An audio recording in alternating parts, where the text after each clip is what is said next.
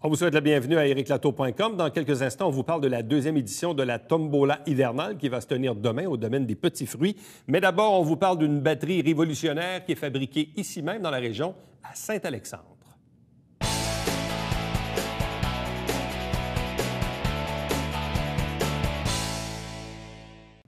Parlons d'un produit unique, un produit qui est fabriqué ici même dans la région, à Saint-Alexandre. On parle d'une batterie révolutionnaire. On en discute avec Nathalie Thibodeau. Bonsoir et bienvenue. Bonsoir. On parle d'une batterie révolutionnaire qui va changer la dynamique dans l'industrie de la manutention. Exactement. Juste pour qu'on se comprenne bien, l'industrie de la manutention, ça veut dire quoi? C'est du monde qui font quoi? On parle de l'industrie de la manutention, on parle principalement des chariots élévateurs. Donc, la majorité des entreprises ou des industries ont un véhicule de manutention, dont un chariot élévateur ou des transpalettes, pour transporter la marchandise sur des palettes dans les camions. Bon. Et d'où vient l'utilité d'avoir une batterie, et oui, d'avoir une batterie qui est performante à la hauteur des attentes pour cette industrie-là? OK. Présentement, depuis 150 ans, les batteries au plomb existent. C'est encore la même formule, ça n'a jamais changé. Ce qui tourne autour des batteries a changé un peu, dont les changeurs, des choses comme ça. Par contre, il y a des industries, dont des centres de distribution, où les compagnies travaillent 24 heures par jour, 7 jours sur 7. Une batterie actuellement au plomb dure une durée de 8 heures. On demande un 8 heures de repos et un 8 heures de charge. Donc, les gens doivent avoir des batteries de remplacement.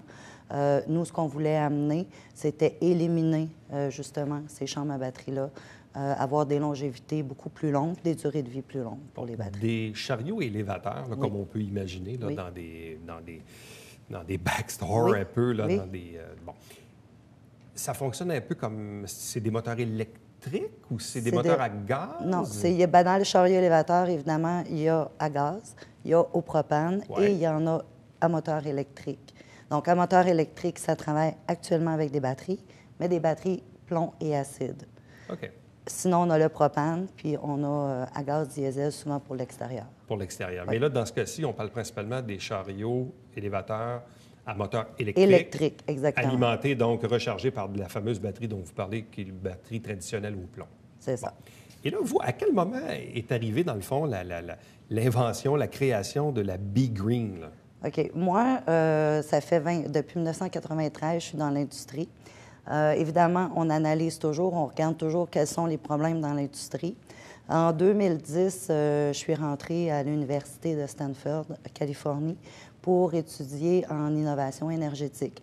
Donc, de là où on a vu toutes les nouvelles possibilités d'énergie qui s'offraient, dont le lithium-ion, qui est maintenant utilisé dans les cellulaires, dans le storage d'énergie pour les éoliennes, pour les panneaux solaires, des choses comme ça. Dans les appareils également, comme les petits appareils électriques, comme les drills, des choses comme ça. Donc, nous, on voyait, moi, je voyais la performance au travers de ça. Puis, l'industrie de la manutention, j'ai à peu près toujours travaillé dans cette industrie-là. Donc, l'idée a commencé à mijoter. Pourquoi pas amener cette technologie-là à un autre niveau pour les applications lourdes? Donc, de là, on a commencé à faire des recherches. Parce qu'actuellement, puis vous me corrigerez, mais quand on regarde un peu l'évolution là, de certains véhicules électriques, là, qu'on même pense à la Tesla, là, qui est faite en Californie, ou même certains produits comme Toyota, les produits hybrides avec des batteries, etc. Oui. Est-ce qu'on parle de batteries de même type, si on veut? À la base, c'est un peu le même type. C'est sur le format où ça sera différent. Le format, le voltage, les ampérages. Donc, on part toujours de batteries au lithium à la base. Dans les voitures, souvent, ils vont utiliser la nanotechnologie, qui est de l'énergie emmagasinée dans des beaucoup plus petits formats, autant dans les cellulaires, des choses comme ça. Donc, nous, on utilise un type de Mais ce que je comprends, c'est qu'actuellement, cette technologie-là ne s'était pas rendue pour l'industrie de la manutention et des chariots élévateurs? Elle s'est rendue à un certain niveau parce qu'on peut regarder actuellement. C'est sûr, depuis 4 ans, il y a une évolution phénoménale au niveau des batteries de l'énergie dans le lithium. Donc, il y a des compagnies de chariots élévateurs qui ont sorti des chariots élévateurs qui ne sont pas encore mis en marché, d'ailleurs, qui devraient l'être sous peu, où les packs de batteries sont intégrés à l'intérieur des chariots élévateurs. Par contre, ils ont réduit les capacités de batterie au lithium pour compenser la même capacité plomb et acide qu'il y avait anciennement. Évidemment, il y a toujours une question de coût également pour ça. Par contre, ce qu'eux ont fait, c'est un produit qui leur appartient. Nous, ce qu'on fait dans notre cas où c'est unique, c'est que nous, on peut fabriquer pour tous les chariots élévateurs qui sont déjà existants, peu importe le voltage, l'ampérage européen. On change la batterie complètement, on arrive avec un pack lithium. Donc, c'est des batteries de remplacement sur des chariots élévateurs déjà existants. C'est pas vous dites c'est comme plug and play, là. Plug and play, exactement. Nous, on arrive, là, les batteries sont prêtes à être utilisées avec un chargeur à la batterie et ils n'ont rien d'autre à faire. Et là, donc, vous dites que ça va permettre aussi à cette industrie-là de réduire ses coûts d'opération? Effectivement, effectivement.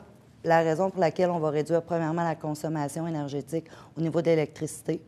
Présentement, les compagnies travaillent avec des chargeurs où soit c'est chargeurs pendant 24 heures, parce qu'il y a toujours des batteries sur la charge, ou des chargeurs beaucoup plus forts sur une période plus réduite. Nous, avec le lithium est une matière qui se recharge très, très rapidement, donc avec une stabilité. Donc, nous, à l'intérieur de 2h30 par période de 24 heures, on va recharger, soit en continu ou non continu, la batterie. Donc, ça veut dire que si... Donc, on peut utiliser, par exemple, un chariot élévateur pendant quoi, disons, une période... On peut l'utiliser pendant combien d'heures dans une journée? Actuellement, nous, on a fait des tests et des essais, évidemment. Puis, on a fait des tests sur le terrain aussi avec des clients. Présentement, les clients chez qui on a utilisé avaient un ratio moyen d'utilisation, on dit de 2,75 à 3 batteries par période de 24 heures, 7 jours sur 7. OK, dans le fond, ils changent la batterie. Ils changent la batterie. Okay. Dans ce cas-là... Tu enlèves la batterie, tu la mets à la charge, tu en prends une autre, tu l'installes. Exactement. Dans ce cas-là, eux travaillent comme ça avec des batteries de rechange. Donc, on a amené la batterie en test et essai. Les premières semaines, les premiers mois, on a demandé d'aller connecter la batterie, soit sur les pauses, les heures de repas, des choses comme ça.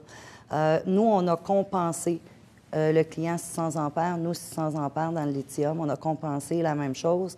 Le client n'est pas arrivé à descendre en dessous de 40 d'utilisation de la batterie. Suite à quoi, on a fait les tests en continu. On a dit, là, maintenant, on veut une charge complète. Avec une décharge complète, on a fait 28 heures, contrairement à un quart de travail de 8 heures. Et c'est quoi la durée de vie de cette batterie-là? Est-ce qu'elle tient sa charge très, très, très longtemps? Est-ce qu'on peut faire plusieurs années avec elle? Actuellement, selon les applications, quand on arrive dans des applications qu'on appelle heavy duty, dans les applications lourdes, on va parler d'une durée de vie moyenne entre 7 et 10 ans. Ah, quand même. Quand même, c'est très élevé. Alors qu'au plomb, c'était quoi la durée de vie? On parle de, généralement, quelqu'un qui va utiliser une batterie 24 heures par jour avec un cycle de remplacement de batterie, on va parler de entre 5 et 7 ans.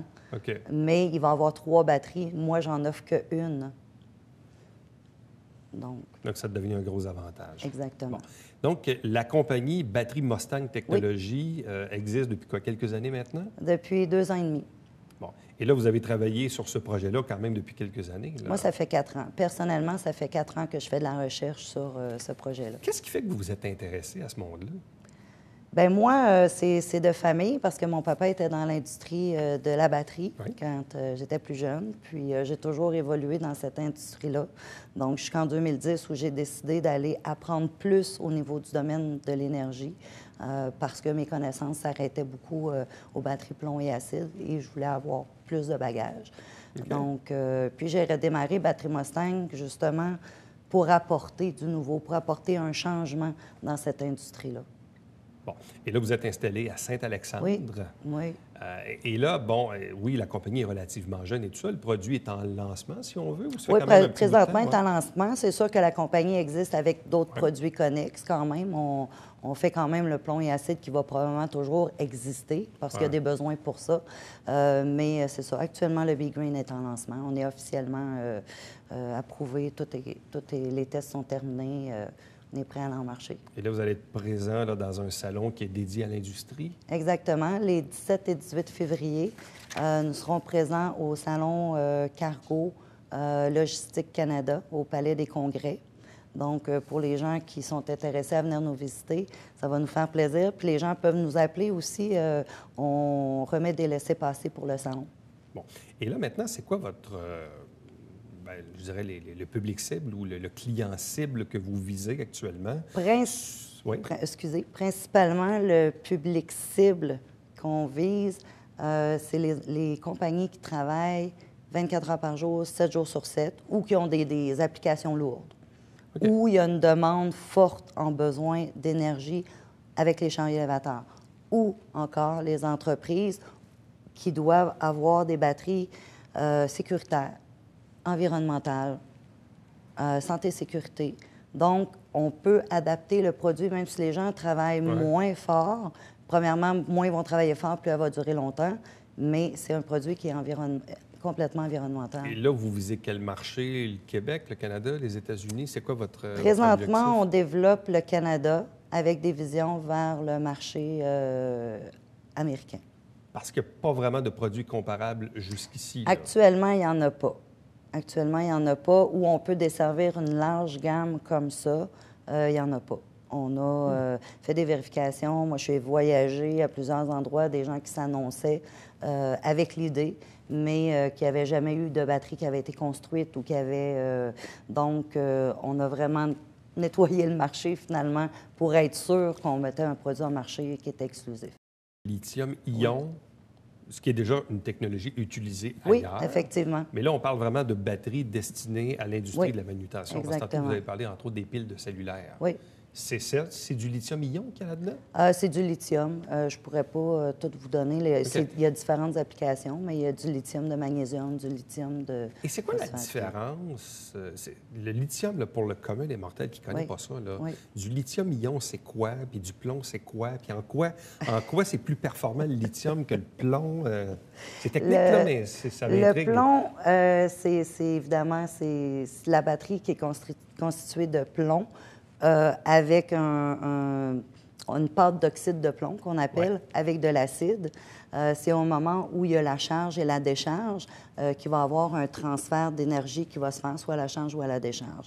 Donc, il y a une certaine capacité en fonction du poids des électrolytes de l'acide qu'on va utiliser avec le plomb pour donner de l'énergie. Ça, c'est le plomb. Ça, c'est le plomb.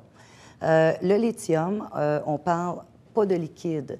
On parle de poudre de phosphate de lithium, dont on a un fabricant ici à Candiac qui fait, vous connaissez. Donc, c'est à partir d'une poudre, matière anode, matière cathode.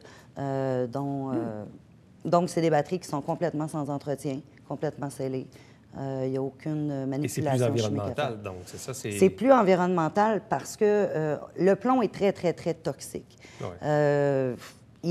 On voit encore souvent aujourd'hui des gens qui vont décider de laver leur batterie. Ils disent, c'est pas grave, on met de la petite vache, on va neutraliser. Le problème n'est pas seulement l'acidité de l'eau ou de l'acide, c'est que ça a été en contact avec du plomb, donc c'est effectivement contaminé. Donc, on essaie d'enlever tout ce côté-là de contamination pour l'industrie. Alors, on vous souhaite la meilleure des chances avec la Big Green. Merci beaucoup. Donc, cette batterie au lithium destinée à l'industrie de la manutention. Merci. Merci. Restez avec nous. Au retour, on vous parle de la deuxième édition de la Tombola hivernale.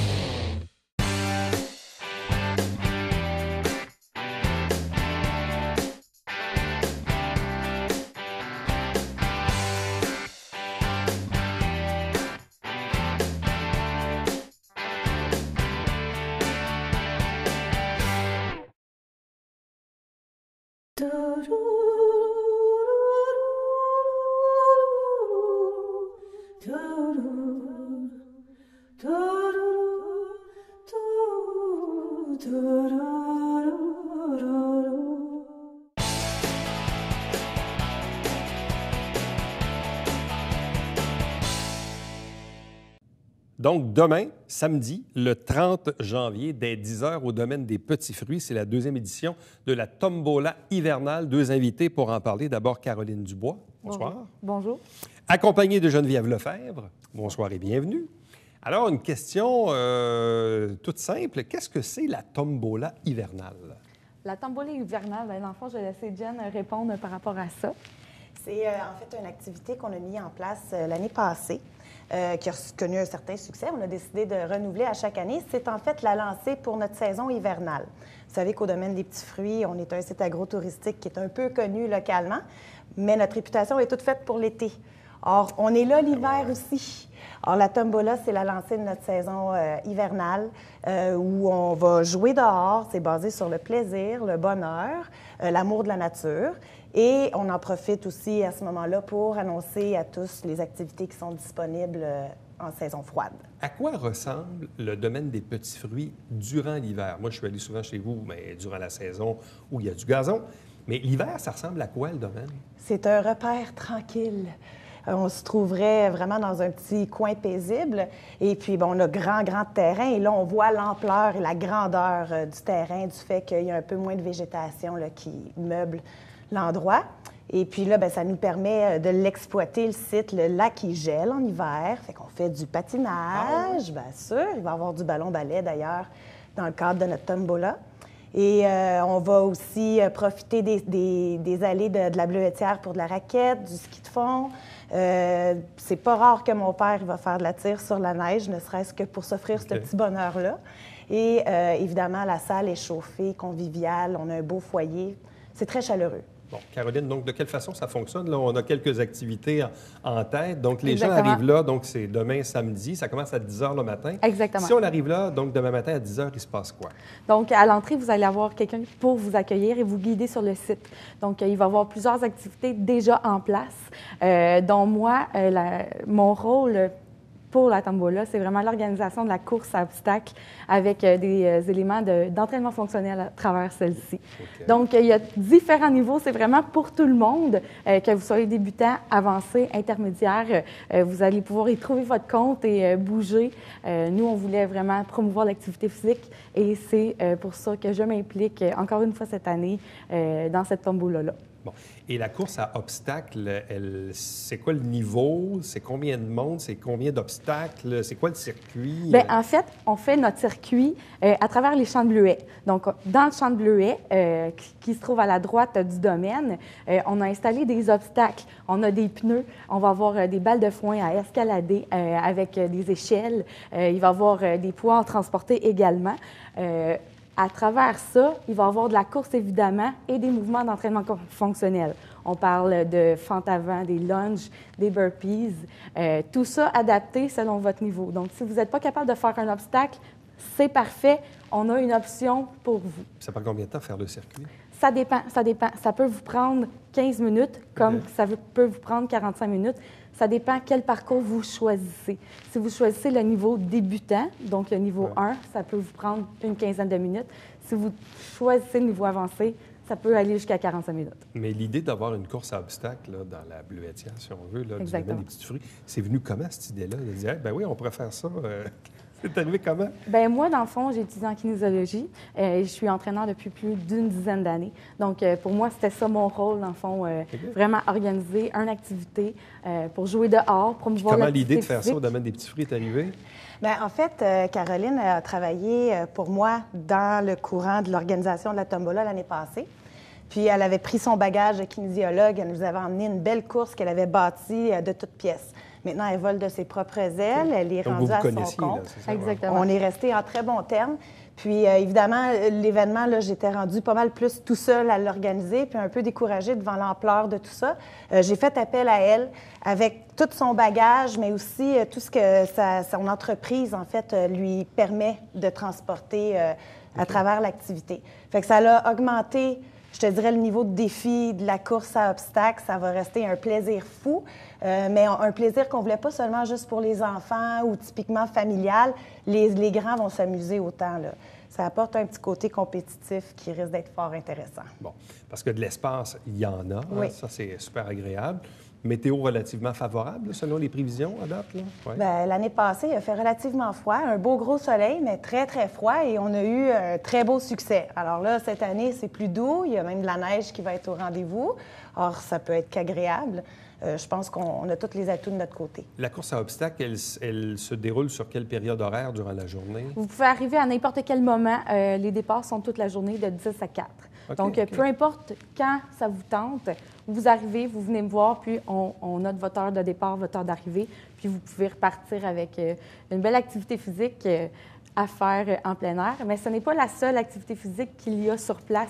Il y a également des joutes de ballon-ballet qu'il va y avoir, patinage sur glace, évidemment, une petite course à obstacles spécifiquement pour les enfants. Donc, ils vont pouvoir compléter avec leurs parents. Du volleyball sur neige également. Il y a de l'animation. Bref, on est allé chercher, dans le même optique où j'ai été chercher Caroline pour bâtir l'événement qui encourage un partenariat entre deux entreprises. J'ai fait appel à d'autres entreprises pour m'aider dans le développement de la journée. Or, on a les Étincelles, l'organisation d'événements, qui ont accepté de faire notre circuit parents-enfants. Vraiment un volet animation typiquement concentré pour la famille. Il y a des jeux libres comme le volleyball sur neige, le patinage, le ballon-ballet. Et on va avoir un animateur, un DJ animateur sur place, Pascal Guillet, qui est comme mon héros de l'animation. Et j'ai des sculpteurs sur glace aussi. On va avoir 4 sculpteurs qui viennent performer. On va les voir travailler, mais on va faire un petit atelier aussi parce qu'ils étaient dans l'intérêt de partager leur passion. Or, c'est quelque chose qui va être disponible aussi. Puis on a prévu un petit goûter réconfortant, du terroir, typiquement authentique, pour nous rassasier et nous réchauffer à l'intérieur de la salle. OK. Fait que dans le fond, c'est comme c'est un événement hivernal, oui, festif, familial, on prend l'air, on a de l'activité physique, divertissement, bref. C'est un peu tout ça, là. Dans le fond, c'est pour ça que probablement vous l'avez Tombola aussi. Exactement. Donc, exactement. Bon, puis là, cette année, c'est la 2e édition, donc fier de l'expérience de l'année passée. Donc là, on rebâtit évidemment sur du solide. Et oui, comme on le disait en introduction tantôt, ça met un peu à profit le domaine des petits fruits, mais en mode hiver, qui est un aspect du domaine qui est pas mal méconnu, presque pas connu, dans le fond, là. C'est exactement pour ça qu'on essaie de faire de gros efforts. On veut atteindre les mêmes objectifs qu'on a l'été avec l'achalandage que la bleuetière peut nous apporter, nos brunchs qui sont reconnus. Là, on peut jumeler le brunch avec une activité hivernale. On se déplace pour passer un moment, c'est toujours bien agréable. Puis ce que les gens ne savent pas, entre autres, c'est qu'il y a les soupers fondus aussi qui sont disponibles sur réservation parce que, bon, on n'est pas un restaurant, on est d'abord un lieu de rassemblement. Mais les soirs qu'on a disponibles, on ne demande rien que ça, recevoir de la visite. Un petit coup de fil, là, un préavis de 2 jours, c'est suffisant. Si vous êtes attendu, on va vous recevoir et vous apprécierez l'expérience. C'est vraiment authentique et chaleureux. Quel est le bénéfice, justement, de faire de l'activité physique? Oui, on le sait, mais de faire de l'activité physique en hiver, dehors, à l'extérieur. Qu'est-ce que ça change au niveau de la forme ou de l'activité ou du bénéfice? En fait, ça peut apporter un certain niveau de difficulté. Étant donné que le circuit est dans la bleuetière, il y a de la neige. OK? Donc, la neige étant une surface un petit peu instable, ça demande un petit peu plus d'énergie pour courir dans la neige. Donc, vous allez dépenser un petit peu plus d'énergie que si vous couriez, par exemple, sur un tapis roulant ou à l'intérieur. Donc, vraiment, le parcours est prévu pour vraiment mettre au défi de différentes façons vraiment tous les aspects de l'activité physique, dans le fond. Fait que, autant avec les pneus, autant grimper sur les balles de foin, tout ça fait en sorte que vous allez travailler différentes choses pour finalement avoir un bon entraînement complet. Puis pour le moral aussi, je pense, là, parce qu'à travers tout ça, c'est drôle. On perd pied, on tombe, on rigole, l'air frais nous ravigore. Fait qu'on rentre, on est fatigué, mais c'est une bonne fatigue. Surtout s'il y a de la tire, ça neige, c'est encore bon pour le moral aussi. Parce que là, tu as dépensé de l'énergie. Oui, et là, après ça, tu as une petite récompense. Ça, là, pour cette année, ça ne fonctionnera pas, la tire sans neige, malheureusement. Ça me fait beaucoup de peine. L'année passée, on l'avait, puis bon, ça demande une certaine gestion. Ça va arriver en rassemblement fermé que mon père va offrir cette gâterie-là, c'est pas rare. Mais dans le cas de la tombola, c'était plus complexe. Mettons, on a de la misère à mettre quelqu'un juste là. Non, j'imagine, c'est ça. Mais en fait, il y a la chocolaterie qui peut être le petit bonheur. La chocolaterie est toujours là à l'avant, à l'accueil, hein, c'est ça? Toujours, oui. On a une quarantaine de variétés de chocolat pour faire votre bonheur. Et puis là, on a une nouvelle machine à expresso. Fait qu'on vous fait des méga chocolats chauds à tomber des nues. Vraiment, là, vous vous faites plaisir. Donc, c'est demain, samedi, le 30 janvier, dès 10 h le matin jusqu'à 16 h. Oui, exactement. De 10 à 16 h au domaine des petits fruits. Souvent, je dis c'est à Mont-Saint-Grégoire, mais c'est pas vrai. C'est pas à Mont-Saint-Grégoire, mais c'est comme quand on s'en va vers Mont-Saint-Grégoire, on prend le rang Kemp. Mais là, on est dans le secteur Saint-Athanas, donc on est dans le secteur Saint-Jean-sur-Richelieu, si on veut. Et là, bien sûr, c'est le domaine des petits fruits là, qui est tout juste à côté et toujours très, très, très accueillant. Donc, pour cette deuxième édition de la Tombola hivernale, avec du plaisir, du divertissement, de la musique et bien sûr de l'activité physique. Le lac, là, c'est quoi la dimension du lac à peu près? Ah là là! Il est quand même assez grand, ce lac-là. C'est assez vaste. Je serais tentée de dire que c'est une vingtaine, 25 mètres peut-être sur la largeur, sur peut-être une vingtaine de mètres en longueur. Il est en forme de cœur, fait qu'il est facilement divisable en deux. Or, il y a une partie du cœur qui va servir pour le ballon-ballet, puis l'autre partie pour le patinage libre. Ouais. Et j'aimerais aussi, vite, comme ça, là, faire une belle mention parce qu'on a reçu une belle commandite qui est importante pour moi de mentionner. C'est les assurances, les paris assurances services financiers qui, encore cette année, nous permet d'avoir les sculpteurs sur glace en commanditant les immenses blocs de glace qui sont un atout, finalement. Et on va pouvoir l'exposer tout l'hiver sur le site. Ouais, ça fait un autre petit bijou à venir découvrir. À vous deux, merci beaucoup. À vous deux, à toi aussi. Merci. Restez là, au retour, le Babillard quotidien.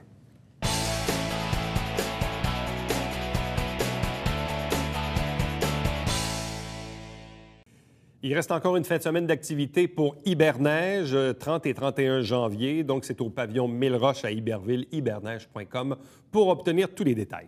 À chaque semaine, on vous présente des extraits du conseil municipal. L'émission s'appelle Saint-Jean-sur-Richelieu. La grille horaire vous est présentée en ce moment.